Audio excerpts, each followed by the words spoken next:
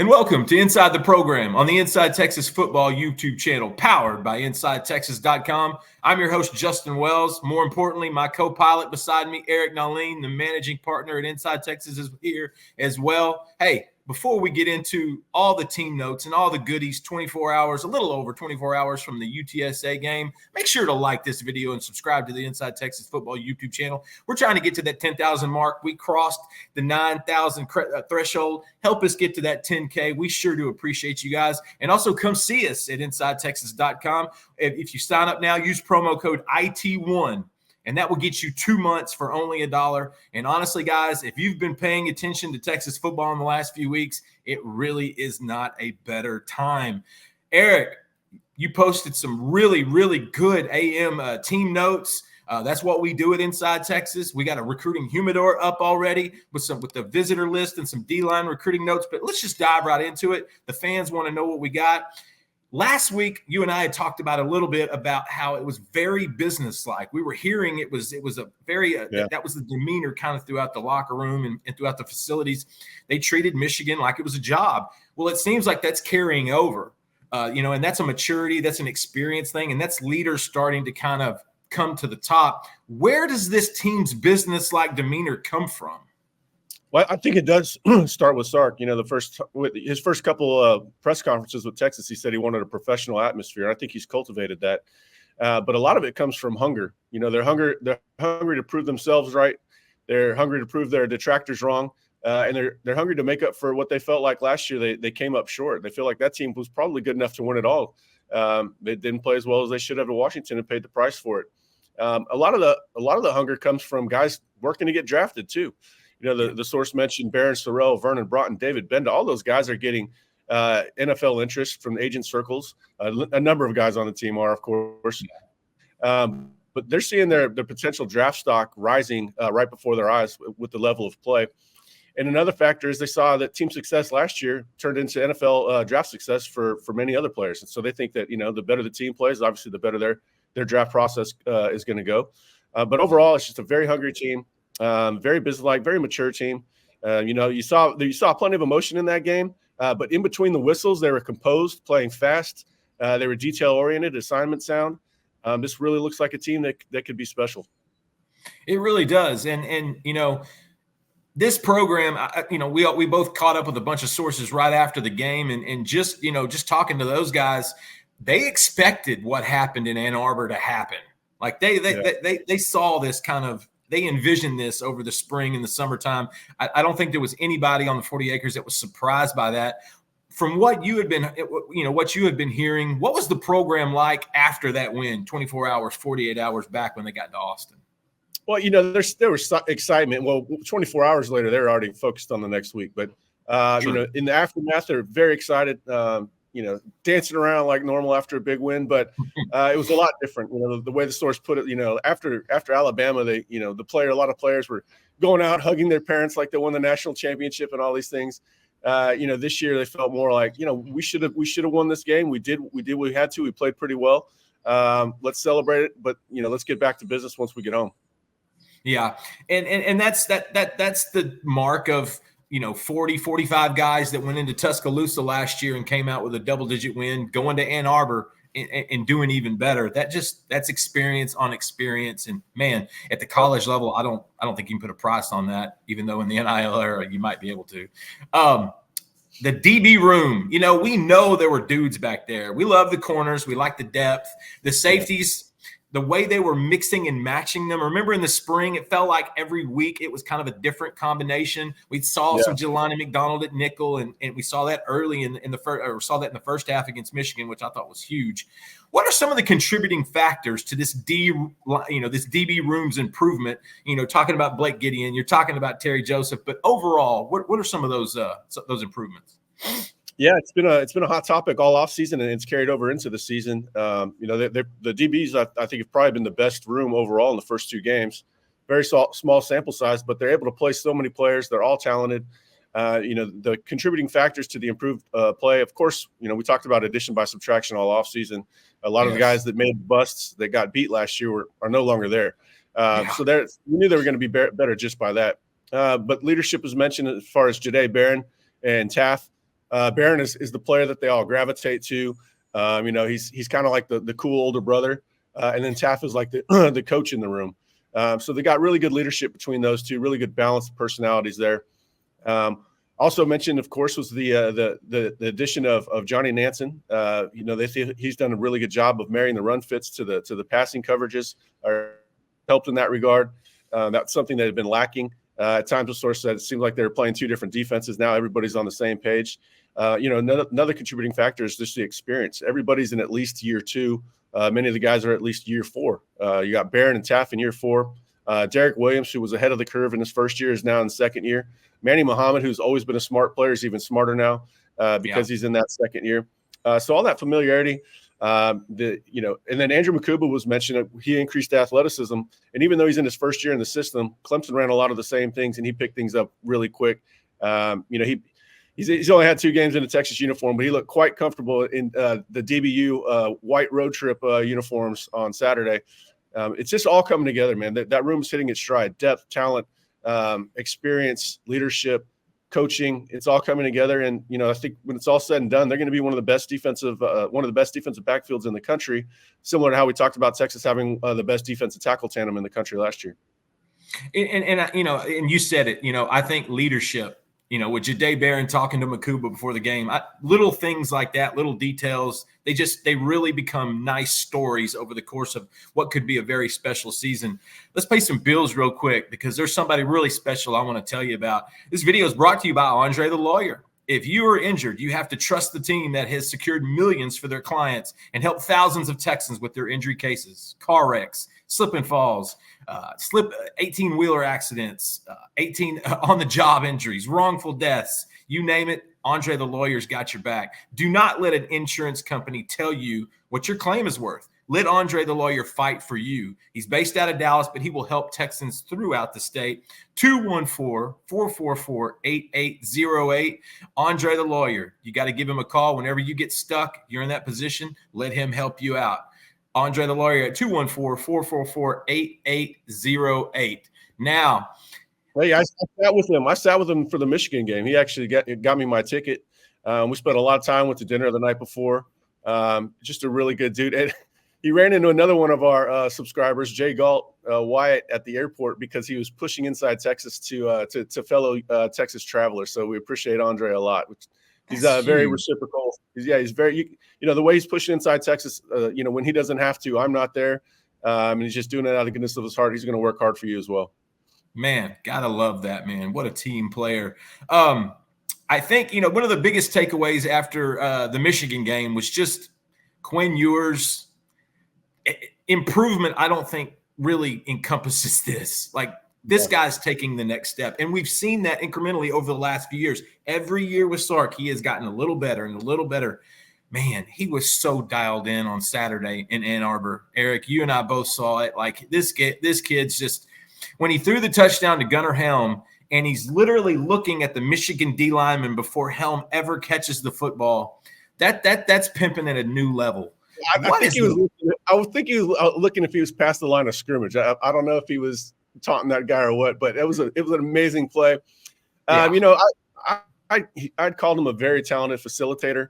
And that, that's a compliment, but it's also a backhanded compliment in some ways, where, the facilitators are obviously usually leaning on the complementary skill players around him or the playbook.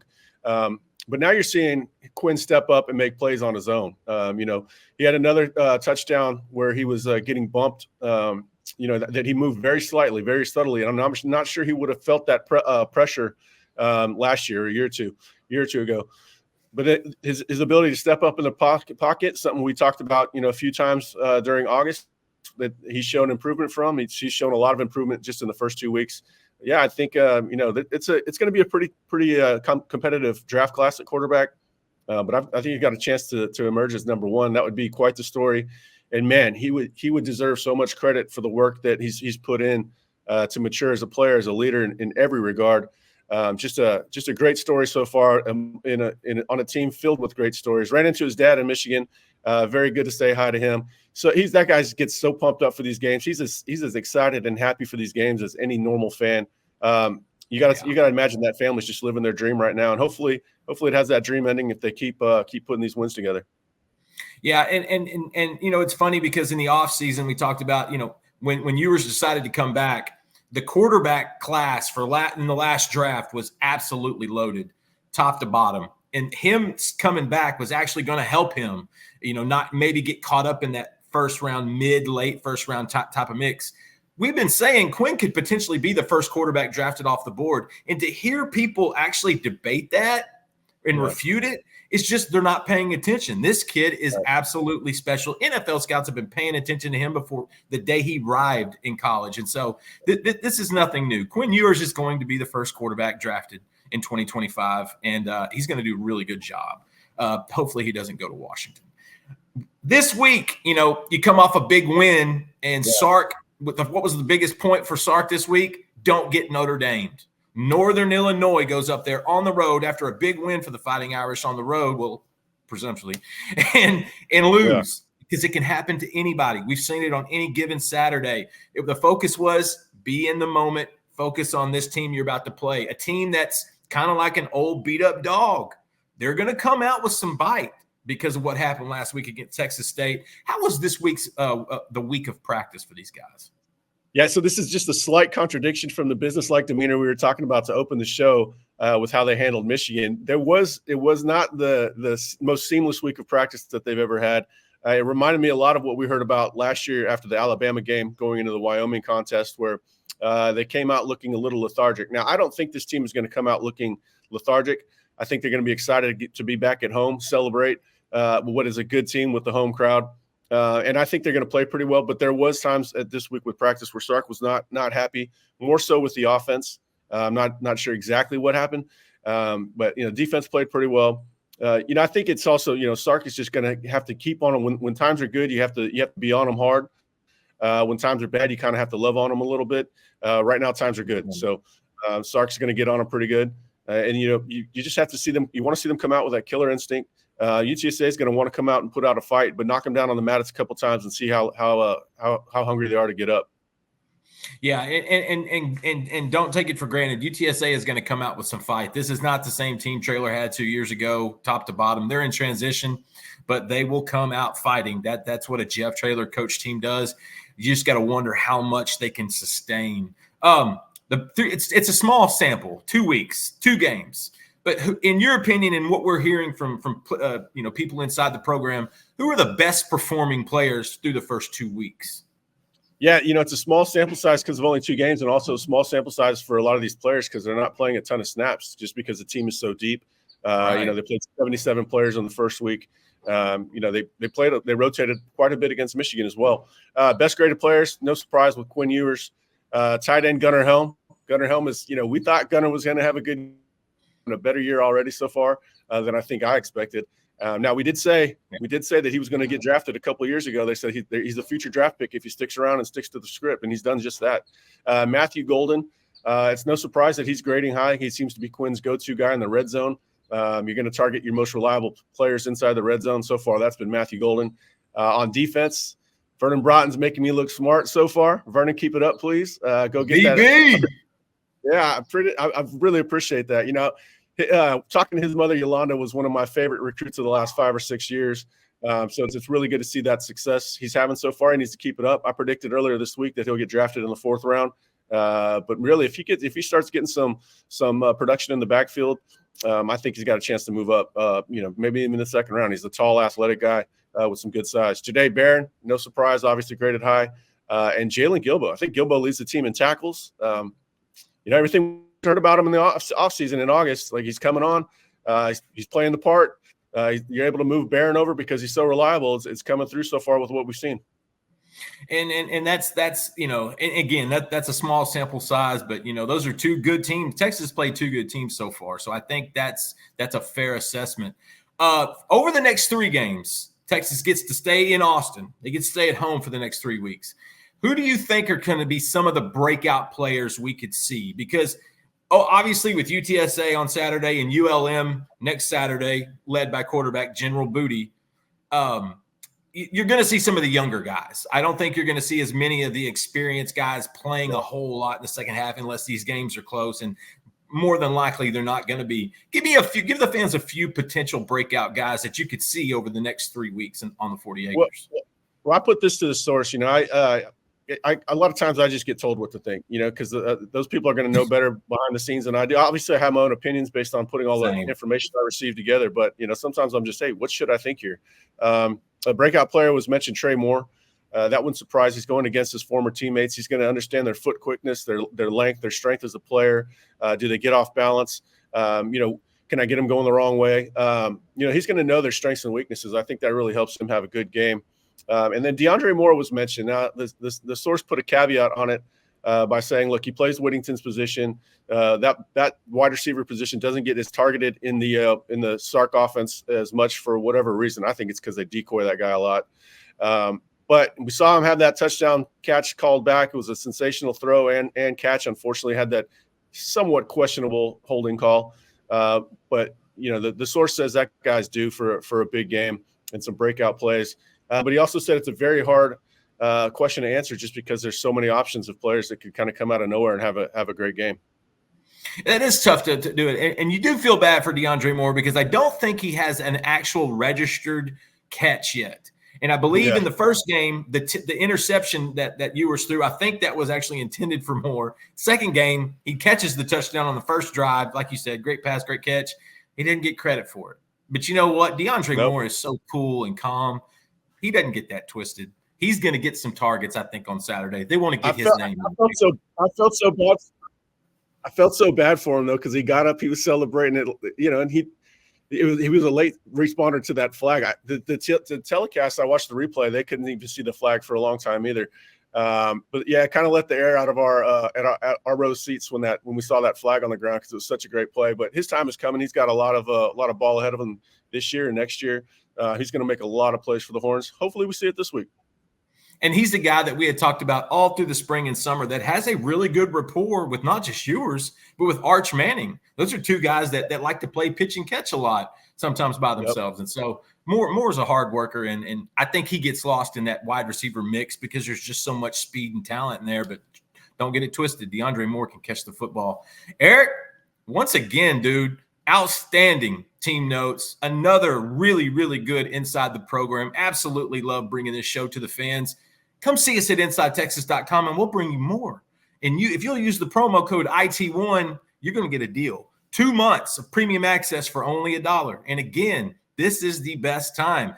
2 more weeks of some non-conference guys. Then Mississippi State comes into Austin and SEC play starts. And trust me, you want to be a part of that and a part of our community. We really do have the best members, the best fans, and our community is what really keeps us going. Thank you so much for viewers for making us a part of your day. Eric, always a pleasure. Get home safe and come see us at the Inside Texas Football YouTube channel powered by InsideTexas.com.